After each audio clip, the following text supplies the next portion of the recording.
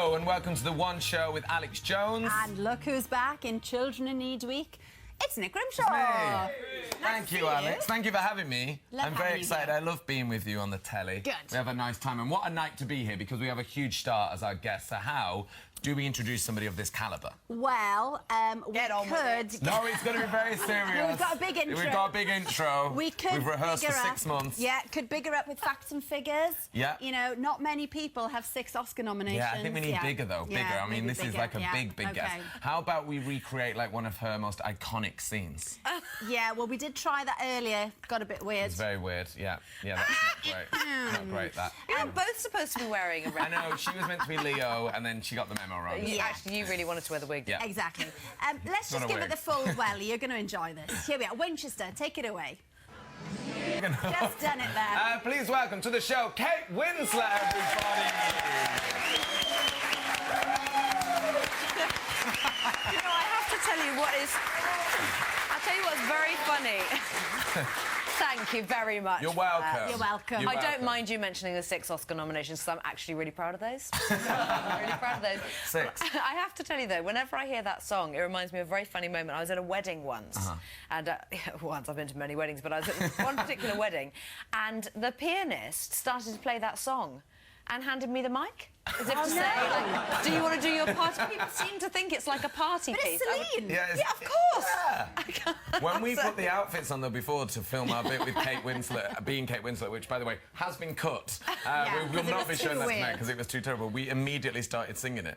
Did you really? Yeah, like, as soon as we put that out film, we were like, near, far. Like, we couldn't help it all day, Now we've stopped now because it would be because we were awkward, told by producers to stop. Yes. But thank you to all the lovely people of Winchester. We'll be back with you a little bit later on when the rickshaw arrives there. We will. Now, the celebrity memorabilia business has grown rapidly in the last 15 years, with fans increasingly prepared to pay silly money for items signed by their idols. We should cash in on this, Oh, I think, we Alex. already are. Dave, now if you hurry up on those and you can get on to Kate's then, please.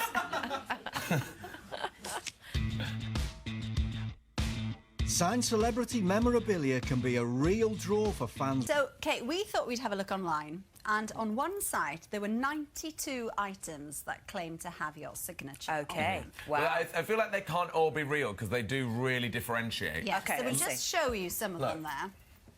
It's a lot of different Kate Winslet Are they all signatures. you? Well, I'm not going to tell you which ones are and which ones aren't. Right. I can tell you that there are 4 that definitely aren't. 5! Wow. Half of those are not me. Wow. No. I think one says Katie. Even remotely. Yeah, I mean, they're No. completely different. So isn't me.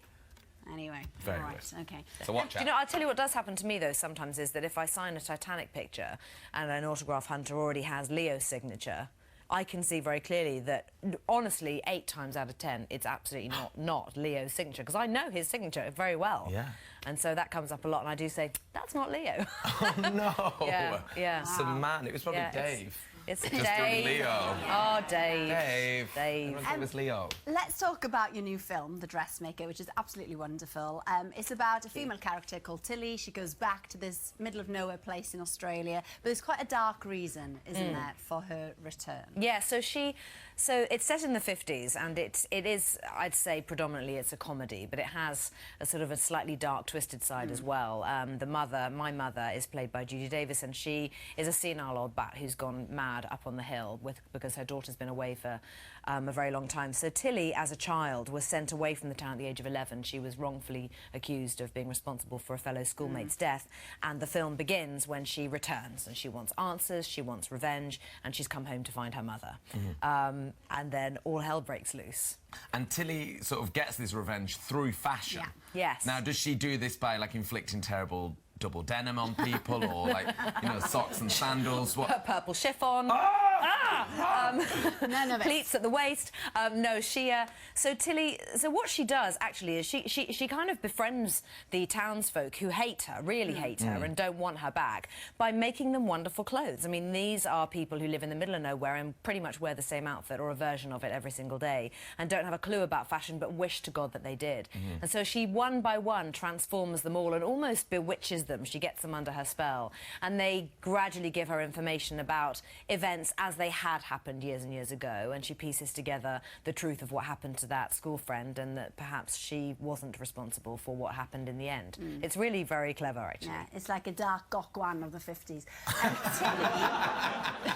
But Tilly makes clothes for everybody, including a very tasty Liam Hemsworth. Yes, that's true.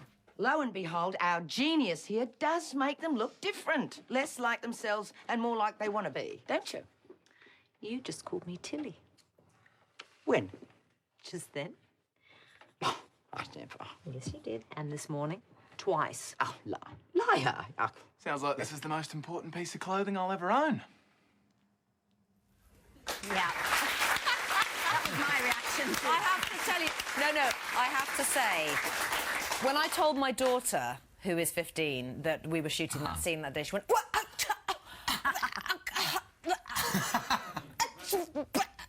She just made a series of sounds. She didn't really say any words. I took it to be jealousy. But Judy Davis and I had a very hard time genuinely keeping a straight face because it's funny. It's actually very funny. Poor Liam. I did feel quite bad for him because, of course, he's standing there looking all gorgeous and was quite nervous, I think, as well. It's not easy to keep taking his shirt off. No. And Judy and I we were just giggling. It's terrible. Poor Liam. Poor Liam. But he's a sweet guy, I must say. He's a really sweet guy. Now, you managed to, when you were doing this film, tick off something that you've always wanted to do. Yes. And I always think that of all the things that Kate Winslet has achieved, this wouldn't be on the list. But you wanted to learn to sew. I did. I did. I like the idea of being one of those mums who, you know, makes little dungarees for her son and teddy bears, and curtains sometimes, and I actually can now do those things. Amazing. I know. Yeah. So I did. I work on an old Singer sewing machine in the film, and I had to really learn how to use it. I was determined they weren't going to have hand doubles and things like that, and it was absolutely fantastic, I must say. Lots of tuition, and yeah, I could rustle up a set She of actually made my curtains for outfit you. tonight. Well, it's lovely. It's great, isn't it? Apart from the poppy, I didn't make that. No. But she made this out of a couple of napkins. See, look, I've got a couple of... There's a safety pin I accidentally that you've left on there. Yeah, left it Attention on. to detail, thank you, Kate. Deary me. But The Dressmaker in cinemas from Friday, 20th of November. Now, Kate has worked with many excellent film directors, but not many of them could compete with the brilliant Stanley Kubrick, a man often described as obsessive, egocentric and a recluse. Now, his eldest daughter, Katharina, remembers him rather differently, though. It's so refreshing to hear an actor say that, isn't it? Because normally they go, no way, it's so risky, but that's lovely. I mean, you know, there are huge risks, but there's risks with everything. Yeah. I mean, there really are, you know, and you can't live your life worried about the risks that you may or may not be about to take, you know. You just have to kind of go for it, I think, whatever it is you want to do, really. Definitely. Would they be as insistent as you, though, about getting a part? Because we know that you really wanted Titanic and went after James Cameron. And then with Steve Jobs, the same thing sort of happened with that, didn't it? Yeah, it did. It did, a little bit. I was working on The Dressmaker, actually, and the woman who was doing the hair and makeup on that film, she had gotten herself the gig doing the hair and makeup on the Steve Jobs film, and I thought, God, wow, that sounds absolutely amazing. And she was describing it to me. I thought, God, how brilliant. And I turned to her and I said, hang on, stop. First of all, what's it actually about? Because she was so excited to be a part of this project with these interesting people. So she described it to me. I thought, my God, that really does sound amazing. I said, and what's the girl's part? And then the two of us kind of went, ooh. And she described Joanna Hoffman to me, the role that I play in the film, and I thought, God, I just got to get in there. I just got to do it. And so I, in a timely manner, I think, I put a wig on my head and I took a selfie and I sent it to the producer, Scott Rudin, who I know, and it worked for me, and they sent me the script, and Danny Boyle came to Australia where we were filming, and we had a meeting, and that was that. So Danny Boyle was quite serious about it before you flew to Australia? Well, hopefully. Yes. But I look nothing like the real Joanna Hoffman, so I can understand them thinking, no, maybe not her. But I proved them. Proved them wrong. Proved them wrong. I bet that it all started with a selfie. Yeah, I know. That's an amazing way to get a job. Selfie. I know, I just thought, just take that. I'll just send that. I'll just see what that does. Just have that in your inbox, Scott Rudin.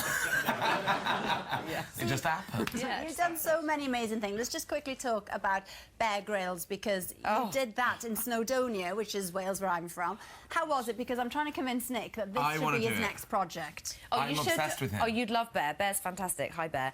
He's wonderful. To be honest with you, I was asked to do it when we were still filming Steve Jobs in San Francisco, and I was really exhausted coming to the end of several months of a lot of work. And I thought, God, it'd be like a weekend break. Yeah. Go up a mountain with Bear. Nip to the no, but I pub. genuinely, it was kind of like a bit of a break, actually. I had an absolutely lovely time. I really want to do it.